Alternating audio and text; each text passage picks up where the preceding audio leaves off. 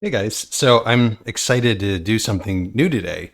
I've actually invited another popular content creator in the Foundry community. His name's Pyram King to join us today. So Pyram is a prolific writer and creator of adventures and modules, and he's got a YouTube channel that I personally have found very helpful. And today's really what I think is the first of hopefully multiple collaborations between community members. Now, most of you know me from my visual effects, my maps, and my assets, but Pyram actually approaches it from an entirely different perspective, and that's from the literal storytelling side of things. And we're going to talk about today about storytelling in Foundry and sort of set the stage for what's available to current Foundry DMs or for DMs that are considering picking up the Foundry platform. And so without me telling you exactly what he does, I'll let him tell you himself. So with that, let me introduce Pyram. Hey, how you doing? Thanks much. I'm doing great. This is actually really exciting for me because I love your concept of modules and putting the maps together because it really simplifies a lot of things that I like to do. So I got back into Dungeons and Dragons and role playing games when COVID hit. I had played back in the 80s. I got into Foundry, obviously went down the Foundry rabbit hole. It's just an amazing piece of technology. But my background is writing and content creating, both historical fictions, but I really love a lot of the content out there for role-playing games, Warhammer Fantasy, Dungeons and Dragons. There's so much great content, but I feel like there's always something missing. Like there's some disconnect in there, and I wanted to add in some additional content. And when I started writing this, I realized I could put these into journals. Foundry provides these roll tables, journals, the way to link things together. And so I really started working on that content side and then out there searching for maps. I'm a horrible map maker. It looks like a kindergartner with crayons. I've been meeting with some people that make some maps and other stuff and putting it together and putting these Foundry adventure modules together. I'm putting Curse of Strahd. I think I have about 15 or 20 of them done. There's probably about another 20 of them. So each one is a scene. It could be a town, a village, or sections within a town or village, which includes content that I write, roll tables, links back to D&D Beyond. So if you own the content on D&D Beyond, you can just push a button and go right to the D&D Beyond. And really trying to put all that stuff together using the amazing horsepower that Foundry has with some great fan-based community content, such as your maps, and making it real special. But I'm really excited to be here because I think you bring an important element to the table. And I think Foundry's amazing, and what we're seeing in the community is these developers thinking way outside the box and really leveraging that horsepower that's in Foundry. So I have a bunch of questions that I want to dive into, and then later in this talk about how I can use this dynamically speaking from a content provider. So I have a list of questions I've written down to ask you. So you ready to jump into it? Let's do it. Okay, well, the first thing I think would be comfortable for me, but obviously for some of my viewers, is let's talk about just the basics. If we go to the configuration screen here, is what Foundry does from a very basic level. So you have this background image, and then you have, I think, a foreground image. And maybe if you can explain the differences from the Foundry basic to us, how those two things work, and then we can go to that next level of things that you've introduced in the modules and the modular mapping system.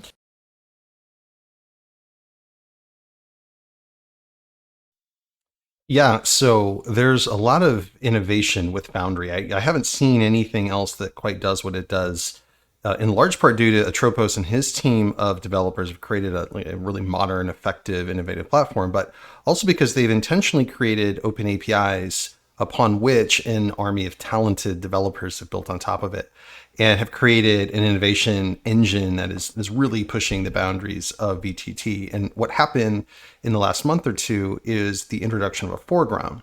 So this is one of many things that happen. So you have the concept of a background and a foreground, and the background being what's visible to you here. Just so we're all on the same page. Layer. I started with Foundry version 6. So when we're talking about backgrounds, we're really just talking about when you're loading your graphical map in and then drawing the walls on that. Is it right?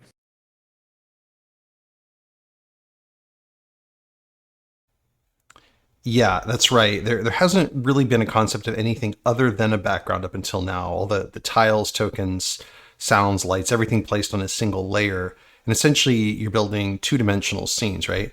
Well, what happened with this last version is the concept of a foreground was introduced, that tiles sit above tokens or can sit there like a roof, for example. Like Well, oh, when I wait. toggle There's something off really and on cool I my just want foreground to layer, point I can see out. the roofs of these And buildings. one of the things that I've been frustrated at what I do in my maps in 2D is look at that tree. So you could draw a wall around just the trunk, and then you could have that top layer being the foliage. I just saw that transparency. That is really cool. Yeah, I mean the amount of immersion that can be achieved is significant. Like I'm looking at the tree shadow, and players can walk under there, and then I can put a canopy above them. So you take this concept of a foreground tile and you bring in some of these crazy smart module developers like Ripper, who made the levels module, and you suddenly have the ability to build in three-dimensional Let's spaces where you couldn't take this before. down basically. So we've got our background. That would just be our background image that we're traditionally used to in any VTT system, which is two-dimensional. We've got this foreground layer that kind of maps over the top of that. And you're talking about another module called levels that allows us to not only take that foreground one level, but layer it on top of it over and over, and then program in height, distance between those layers. Is that correct?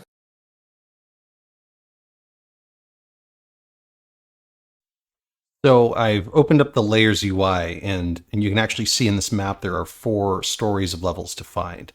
And you're only seeing the ground level, but what levels enables you to do is to navigate up and build vertically. So you see here, I'm looking at the second floor of this warehouse. So I can see a catwalk, and I'm looking down into the first floor. I have completely different wall configuration, lights, sound at this level.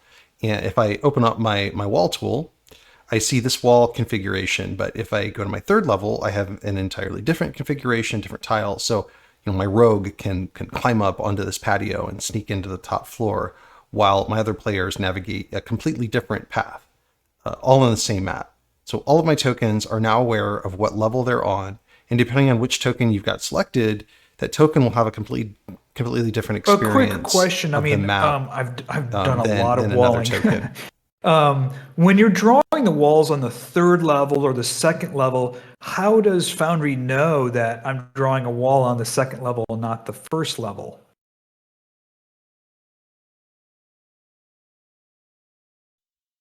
So it's a great question. So levels is the primary brain behind building and what your token is aware of. But levels doesn't work on its own. So there are actually 3 modules that work together to make this kind of experience work.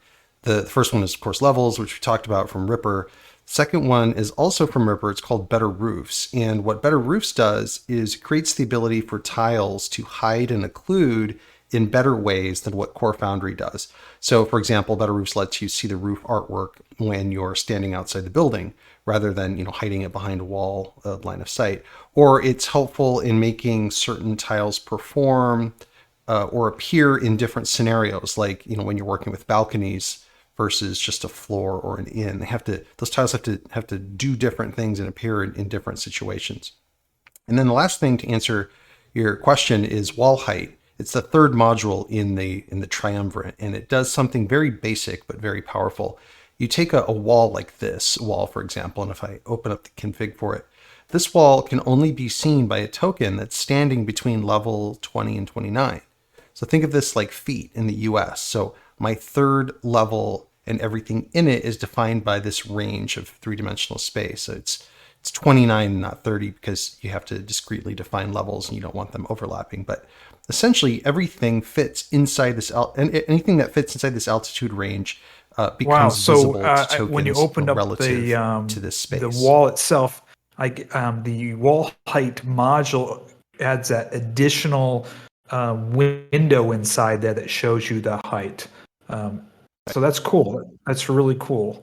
So it's just moving that line vertically up to what this we'll use feet up to the 20 to 29 foot level.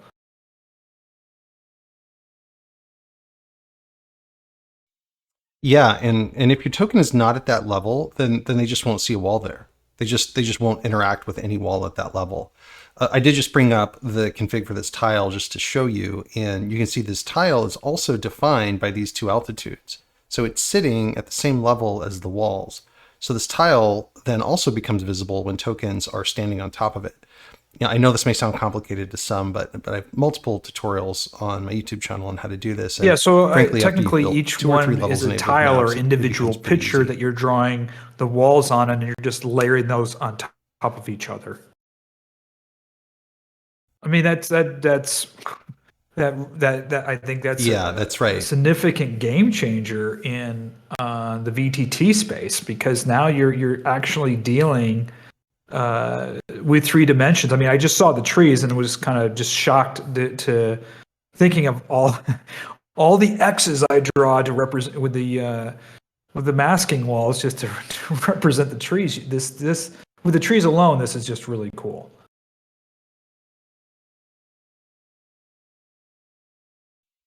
Yeah, and what you can do, you can make prefabs out of all this stuff. So this tree is prefabricated with a couple of different tiles. You've got a tile that makes the shadow, the one that makes the canopy, also the walls that make up the trunk of the tree, right? These terrain walls. And the whole thing can be bundled up together as what I call a prefab. And prefabs are great because they can be dragged in, wherever you want, with all the complexity of configuration that you just saw. So let me stop you there. Are you telling I'll show you me examples of that today too. You could make, obviously you could make them because I can't draw worth a darn, but you could make a forest of pine trees of different size or different shaped pine trees, let's say 5 or 6 of them, and I can just drag them onto a scene and lay them all over a scene, and they'll have all of this already built into it.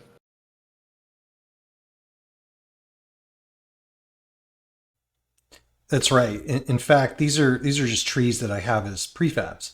I can use them whenever I want. Some are for cities, some for wilderness, some are covered in snow. So if I want to build a camp scene on the fly, I've got all the pieces here ready to drag into my map. Already fully formed with working I'm fascinated by the tree, especially because I'm a content writer. That's all I'm thinking about, and I see this, and you've just added a new element for me. So if my party's camping in the woods and I've got these trees on there, I could hide my skeletons underneath the trees, and they would not be able to see them. Correct?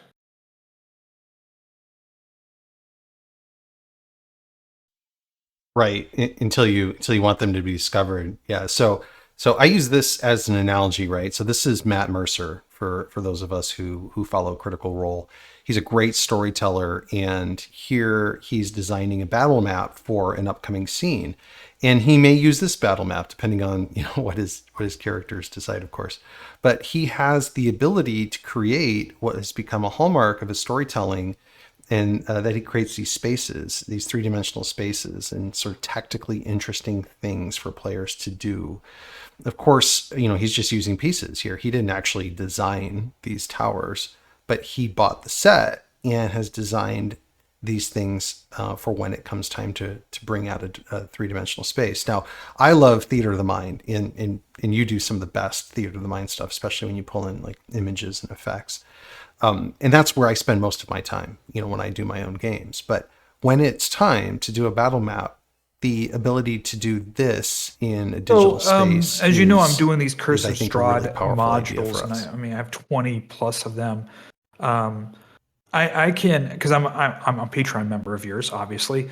I can grab I can grab those tree assets onto one of my existing maps, even if I made a map, and just use those tree assets on there for my and just with an existing map. Is that correct?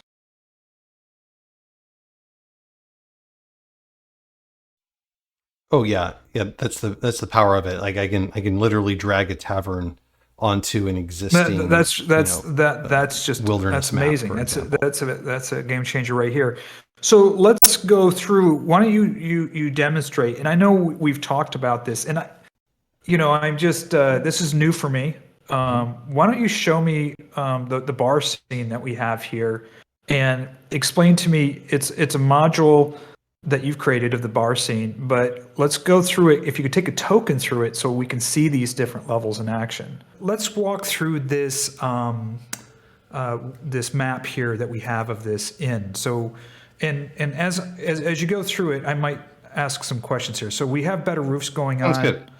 And we're seeing this from this perspective. So as soon as you've gone through the door, you're now, the rooftop is disappeared. That's right, because the roof is set to do that. Anytime that I'm outside of it, I can see the roof, but if I walk under it, it disappears. And by the way, there's another level above me. So here I am in this empty bar. You might hear some of the clinking of glasses and things like that. But I just went up this staircase, and that staircase is just a tile that I just put there because I want to stair right there. And now I'm at this upper level, and this upper level has some rooms that I can go in and can sleep in my little inn. And then I walk over here, and I'm actually looking down at the same bar. So we have the ability to create even varied levels within a building, right? I can walk up here and walk outside, and now I'm on this balcony, and I'm looking down at my other player, and it turns out that I can target that player. I can engage in combat. I'm seeing the 10 feet above that character. Is that happening automatically when you moved up to the next floor? It is, because my character is now at 10 feet, and I know I know their altitude, and so I know this character is on the depending on if you're in Europe or the U.S., this is the second floor in the U.S. Does the player get to see that too? So they can see that? They do, yeah. And there's even a setting in levels where you can prevent a player from changing their altitude. So you can really kind of lock them into the three-dimensional space, and they have to use things like staircases to navigate around, things like that. This is a serious game changer. Because look, I just walked out, and I'm on a roof now of the building next door. So I mean, technically, what we're talking about is if I was running this map, we would be talking about, and this is really important for the viewers watching this. This is really now 3 different scenes. So if I was running multi-level token, all the players would wait for another map to load up, and then they'd all start appearing on another map. And that's right. As a DM, it's frustrating because one player might have a slower computer, or they might have not gone upstairs. But what you're showing me is one scene with different levels, with all the players on the same level, and they're able to see each other at the same time. That's right. And I'm going to show you this too. I used this Quick Encounters is a great little module that lets you set up a pin like this. You click it, and it will automatically populate a saved set of usually combatants, but in this case, I did all these NPCs. So suddenly my town is populated with dancers and singers, patrons in the bar, and I wanted to show you these so that I could kind of show you what things look like when you're navigating levels. So here I'm at the next level, and as a DM, I still want to be able to see my enemies or my NPCs down there, but Levels is so smart, it shows me my bartender. But as I move around, depending on my line of sight, you see this guy has now appeared to me now because he's sitting behind this. Oh wow! 8-foot wall. So it's even smart enough to tactically help you navigate those things. So even from the second level, it's handling that line of sight for you. This person's eyes can see another person based on the height and the obstructions around them. Wow, that's crazy, right? I think when people watch this is flexing some serious muscle in the VTT space. I mean, you're really showing what Foundry can do far beyond what you think is possible. So I wanted to talk about. I think we've seen 2 reasons why this is mechanically important, right? So mechanically, it's important because we're really creating more of a dynamic 3-dimensional space. And from a mechanics perspective, for both players and the DM, you're staying within one scene. So you're not loading up separate maps, separate scenes where you're in one building, but players are on 2 different maps. So it's very easy for the DM to keep track of all the players on there, which is amazing. We talked about the trees. Let me ask you a question here. What about traps? Let's say if I wanted to have a trap, on the ground or on a floor where the players fall through, you could use this to create a trap. Is that correct? Yeah, and there's some stuff on this scene. And by the way, I'll do a full tutorial on the scene for those of you who are interested in how some of this stuff works. I'm going to show you some advanced stuff that even my audience hasn't seen before. But you can see we've got this sort of tile here. That's a hey wait module, right? It's actually not, interestingly enough. Really? We're using Monk's Active Tiles module to replicate what Hey Wait does, but also give us flexibility to go beyond what it does. So what I mean by that is this tile is set up with a bunch of logic. And if I click it open, notice I have this triggers tab. This is what Monk's Active Tiles does. So I can deactivate this tile. These are just rules that I can set up really easily. I can stop the token movement, pause the game for everybody, send a chat message, and even send a notification to the player. And I can even save this configuration and use this later to have my own sort of custom, like kind of hey wait type of environments. And so, that's one example. Of course, I've got another one of these quick encounters in here. And it's set up to basically populate all of these enemies. So let me go back to my guy here. By the way, when you're working with levels, it's nice to have the UI open. It helps you navigate around. But here I've got this assassin and a bunch of hidden assassins in here. Are the assassins right now just set to invisible? Is that what they are? Yeah, they are. Okay. Yeah, that's right. So I can unhide these assassins and start to bring them out. But if I navigate up to the next level, and I'm going to show you your trap here in a second. Now I'm on the next level. I'm on this catwalk. There's these invisible assassins, some visible, but I've also got other ones up here. So you can even deploy enemies in 3 dimensions. Oh, wow. So now I've got a whole level of assassins kind of waiting for me to fight through them up at the top. And if I keep going up, I'm now on the 3rd floor of this warehouse. There's a hidden door here. And I don't know if you'll be able to hear the audio, but we'll find out soon. Yeah. To the player, I'm in the GM mode, so it's hard to see what the player's seeing.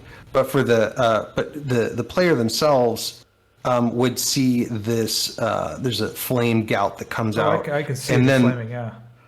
Perfect. And then there's a effect that essentially lights the entire scene on fire. Wow. It lights this on fire, and then it creates this sort of, ambient, Wow. smoke and cinder effect. So the whole warehouse is now on fire. Exactly. Wow. And so that's the kind of thing that is available to us now that my players love it. Like when I have them walk into a trap like that and they're not expecting it, all of a sudden they're running for their lives. These are things I never thought were possible with Foundry. So let me douse my fire here.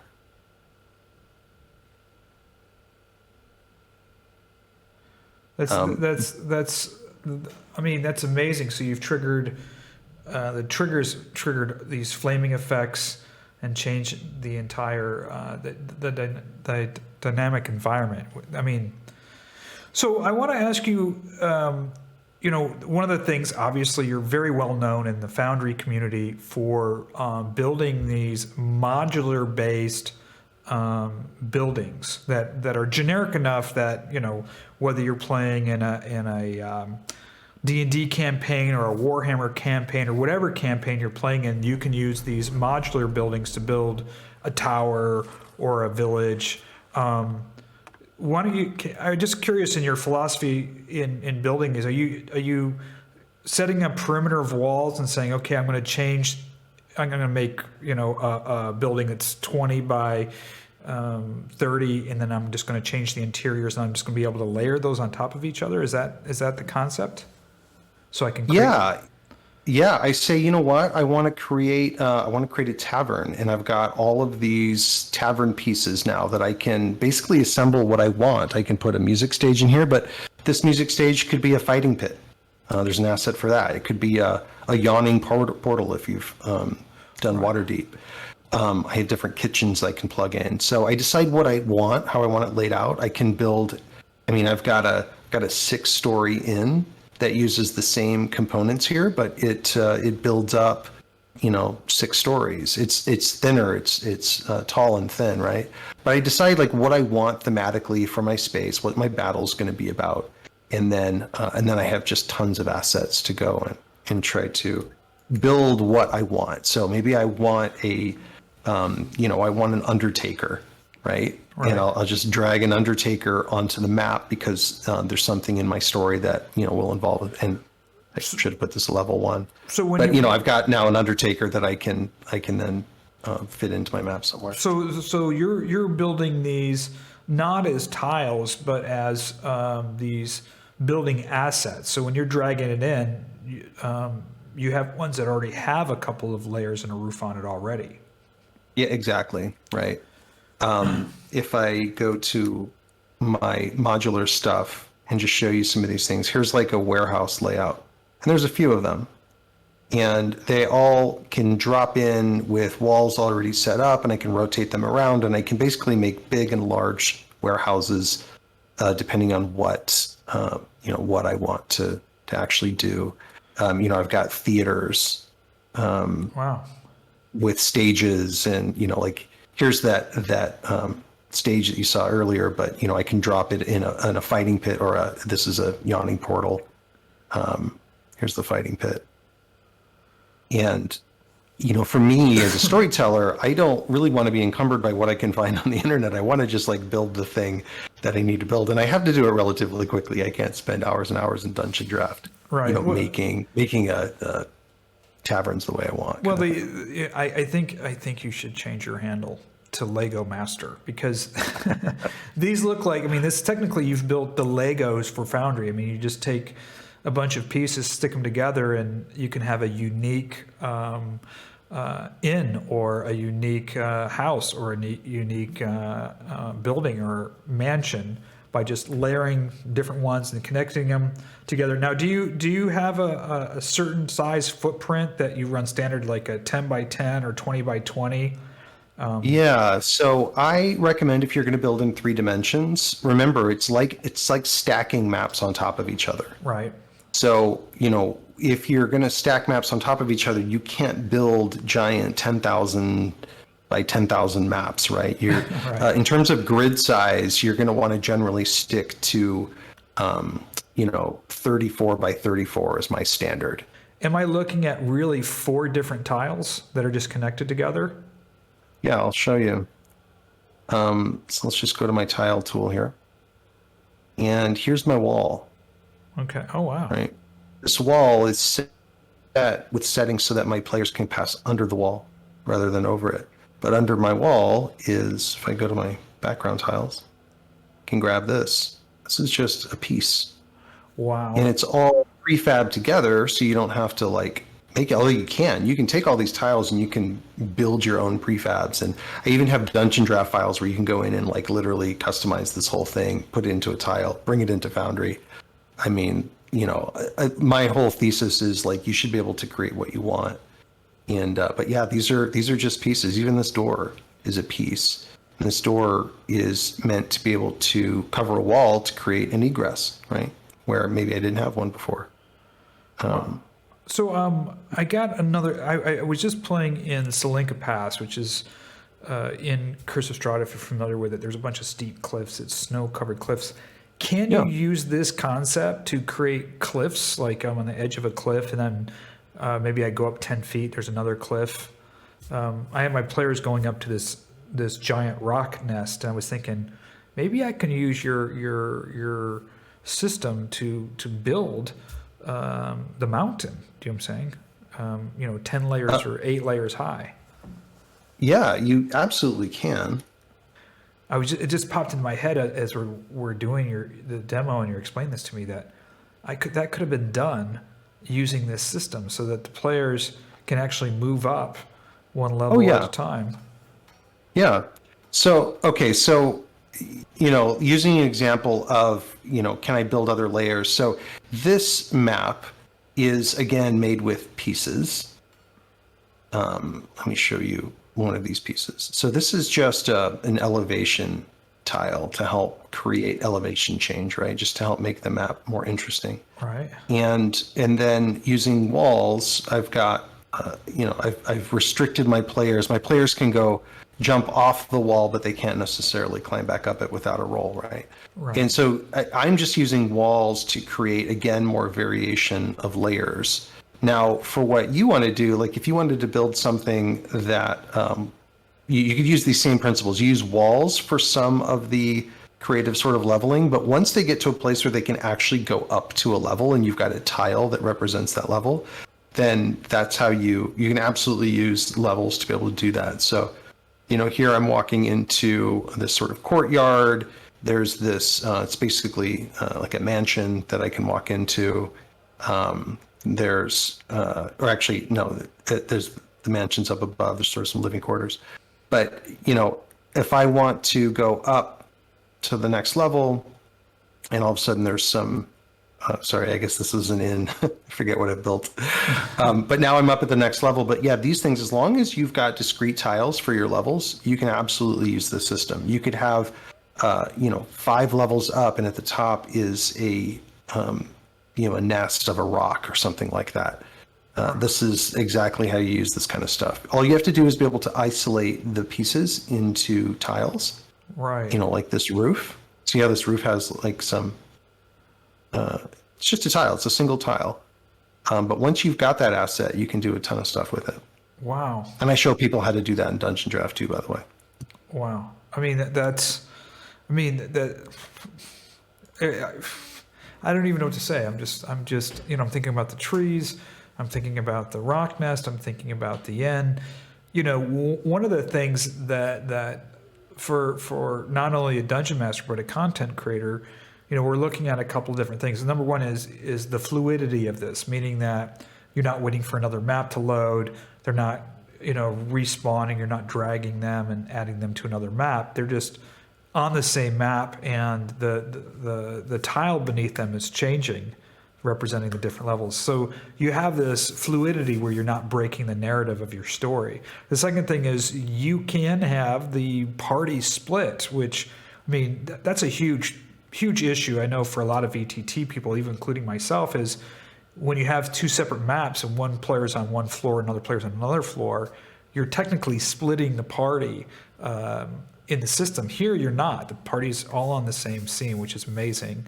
And from a combat perspective, you're adding a lot of interesting tactical elements, right? Your ranged attackers could be on the balcony shooting down, targeting players like we saw in the warehouse. Your magic users can be at range at different levels. But then you have this kind of story element that I'm thinking about. What happens in, for instance, the Blue Water Inn, where the players are up in the balcony and Ernst or somebody comes in downstairs. Now you have this story element that you can introduce where they're overhearing a conversation that's taking place, down below, because you've introduced this multi-level dynamic map. So there's, from a content developer, not only combat's more interesting and tactical, but you have all these really interesting ways now that you can introduce the story, because now they can experience the story in a 3-dimensional way. This is just it's liberating, right? It is. Well, the Foundry rabbit hole. We've fallen down it. Right. I'm just going back thinking, wow, there's so much stuff that I want to revisit and do this with. So let me ask you, how many of the right now maps do you have? 8x8 modules that you have that you can stack, that are stackable. That are stackable. Let's see. Well, I haven't counted them, but I want to say it's in the like 80 or 90 range. Wow. Here's a bunch of sort of pre-built buildings that are using the stackable pieces, but then here's where the stackable pieces start. And there's blank ones and empty ones that you can populate with other things. There's just tons of pieces of inns, offices. There's There's magic things, blacksmiths, shops of every kind. There's generic shops where you can put your own stuff on the shelves. There's tons of tavern pieces where you can just rotate them, snap them together, stack them on top of each other. So when you add all of it together, I think I'm probably pushing 100. Right. Just for that. I mean, the modular system itself is just massive. There's right, because there's tons of the configurations are endless. So what about lighting? So I've added lights to one of these things. Do the lights save? If I've saved one, will the lights save to that tile? Or... Yeah, it's crazy. The lights can save to prefabs and in the configurations that you want. So like these outside lights are set to only turn on at night, while the inside lights are set to turn on anytime. And they even create lights that I turn off because maybe I don't want all of the lights on, maybe for performance reasons or whatever. So the prefabs even have lights that you can turn on and off once you've placed them. So you sort of design your assets the way that you want to. Think of it like designing the sound, and you design the lighting, and then you save it, and then you have it forever. You can use it forever. I mean, there's even like you can do cool things like this. I call this a facade. This is not a functional building, but it's the entry of a church. I don't know if you can hear my audio, but there's some sort of church music playing. And there's a multi-level token teleporter here, and I can teleport to this building. For the purposes of this scene, it's not a functional building because it's so huge. It would be hard to drop into this scene. But you can create facades for, I have facades for bars and taverns and things like that. But you're essentially creating this scene. Some of it works, some of it doesn't, and then it links to other stuff. So I can have a multi-level token take me from this street to another street, for example, or take me to a city map and let me navigate to other places that I've been. So I mean, the amount of automation and things like that is pretty astounding. So if I'm using, I've written down some questions here. So let's say we're talking about a sewer system. Maybe you're playing water deep and you've got the underground sewers. Would you make that the sewer map your background image and then build on top of that, making that the bottom image? Is that how you would approach it? Yeah, so good question. So let me show you a couple of configurations. So this scene only has one image, and it's this plain cobblestone image. And I think I'm using Ripper's thing. So this image here you saw hovering over is just plain cobble. So that's all that's in the background of the scene. Everything else is a tile. But you don't have to build that way. You can have your background scene be a tiled scene. Give me a second and I'll show you an example of one. Oh, wow. So here's an example of like a large scene that's a busy dock scene. And if I go into the config for that and I look at the tile behind it, you can see it's a complete tile. It shows just the interiors of the buildings, however. If I go to my foreground, now I can see that I'm using levels and roofs and things like that. All of these little stalls are covered with roofs that can disappear when you walk under them. And then this, you might recognize this. This is sort of a version of the warehouse that you saw before. But in this case, I'm going to teleport you to a map here. I haven't enabled this one with the levels enabled warehouse yet. So like I did with the facade that you saw earlier, players can just walk into this region, click here, and they're teleported to another scene, which is the interior of this. In this case, it's not a warehouse, it's a tavern.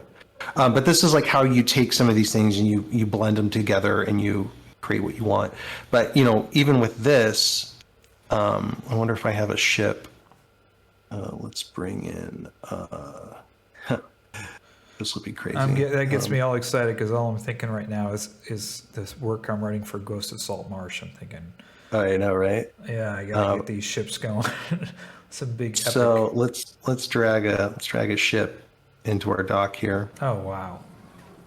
And let me get it to its right position. There, it looks like the right position. Yeah, that's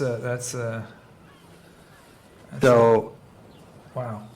I know, right? It's crazy. But then if I drop a player onto the deck, oh, I have to probably refresh this scene. It's a lot to load into a scene the first time. It's not good to just do it on the fly.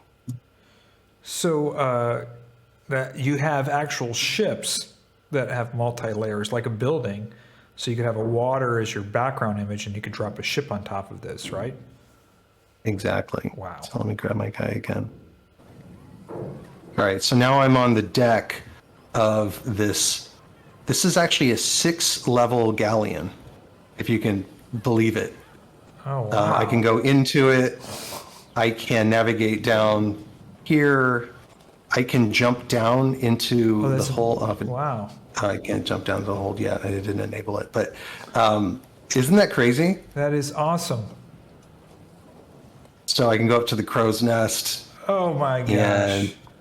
And I can battle here. I can have a large scale battle. I can have a sea monster down. I mean, it's just crazy what's available to us.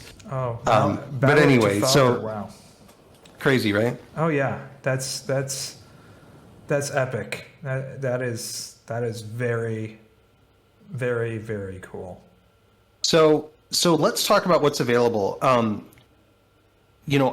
kind of walked you through some of my favorite modules to create sort of experiences, but right. how you have a very rich storytelling layer, right? And that's, I think, where an opportunity for us to collaborate is. What do you see is enabled to you as a storyteller that is a writer, a fairly prolific one?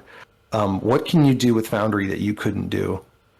Well, now? I think what we're doing here is, one of the things when you're writing content that I'm always thinking about is knowing that either I'm going to be in a theater of the mind scene, and I resort to those in situations, as a default when I can't do something, right?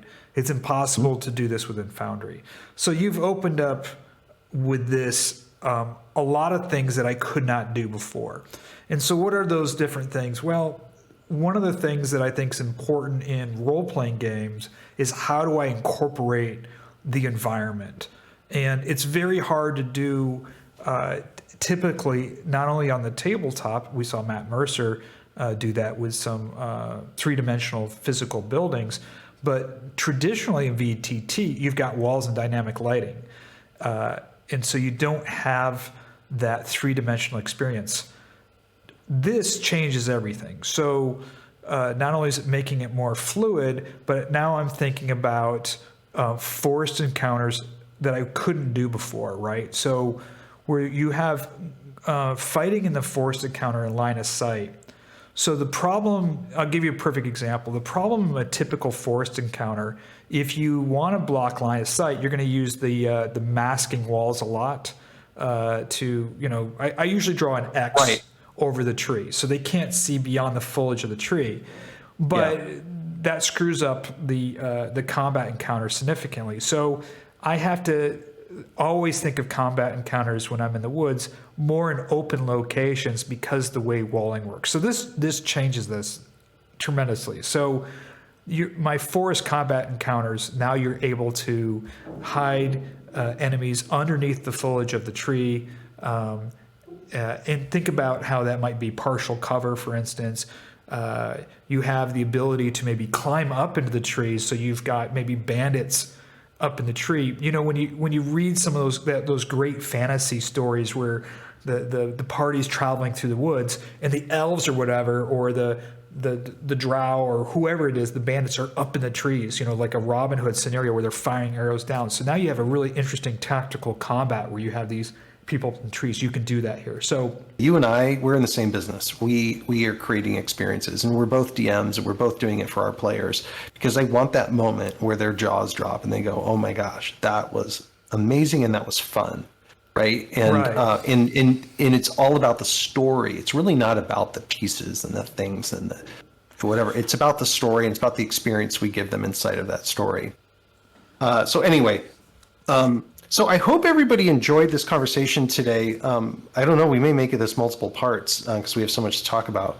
But I know I really enjoyed it. It's good to see this stuff through, through fresh eyes also, and kind of hear the questions that you had, Pyram. Yeah, awesome. But yeah, I mean, thanks for joining me today, and I'm looking forward to the next one. I think I'm going to guest appear on your channel here soon, and we'll definitely love to keep this conversation going. I want to. I'm writing some stuff here, and I want to put together, run it by you, and maybe you can walk me through putting in this scene together. So I have some content that I've written for a scene, and then you can help me put something together very simplistic that fits within the dynamic story that I'm putting together. I think that would be really helpful. I love that. Yeah, happy to do it. This stuff gets me excited. So, and your stuff, honestly, the storytelling part of it, I'd love to start bringing in some of the characters and plot elements and things like that you're writing. There's some really cool stuff that we can do to merge those things together. So looking forward to it. Absolutely. I spend a lot of time with my fingers pounding on the keyboard. I love it. Me too. Well, clicking on a mouse, but same difference. No, this is awesome. I'm very excited. Well, thank you so it was much. A pleasure. Thanks for hanging out with me, and definitely looking forward to the next one.